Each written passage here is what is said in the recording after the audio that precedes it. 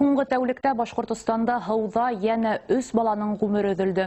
Миҙгел башынан алып 30-дан ашыу кеше батып һәләк булды. Йәйге селләлә халык йылға, күл буйҙарында ял итеү яғын ҡарай. Бындай шарттарҙа пляждарҙа алма төшөрлөк тә урын юҡ. Шул иҫәптән тыйылған урындарҙа һыу инеүселәр һаны арта. Өфө районының Жукова ауылы эргәһендә урынлашҡан күл халыҡтың яратҡан ял итеү урыны. Бында миҙгел тамамланғансы ҡотҡарыусылар хеҙмәте дежур итә. Һыу буйында ял итеүселәргә хәүефһеҙлек ҡағиҙәләрен иҫкәртеү маҡсатында республиканың ғәҙәттән тыш хәлдәр буйынса дәүләт комитеты белгестәре рейдҡа сыҡты.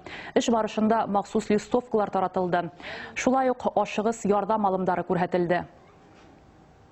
С начала купального сезона һыу инеү миҙгеле асылғандан алып авария ҡотҡарыу хеҙмәткәрҙәре тарафынан 65 профилактик рейд үткәрелде. Үкенескә күрә, ошо ваҡыт эсендә 31 кеше һыуға батҡан. Уларҙың 5-үһе балалар. Былтырғыға ҡарағанда рейдтар һаны 40-ҡа артты. Уҙғаны йыл 11 кешегә ярҙам күрһәткән инек. Быйыл батып барыусы 105 кешене ҡотҡарып ҡалдык. Республиканың ғәҙәттән тыш хәлдәр буйынса дәүләт комитеты белгестәре иҫкәртеүенсә, һыу инеү миҙгелендә хәүефһеҙлек ҡағиҙәләрен теүәл үтәү мотлаҡ. Бигерәк тә балаларҙы айырым контролгә алыу һәм уларҙы ҡарауһыҙ ҡалдырмау мөһим. Һауа торошо боҙолған саҡта ҡотҡарыусылар һыу инеүҙән бөтөнләй баш тартырға кәңәш итә. Приехали с внуками отдыхать.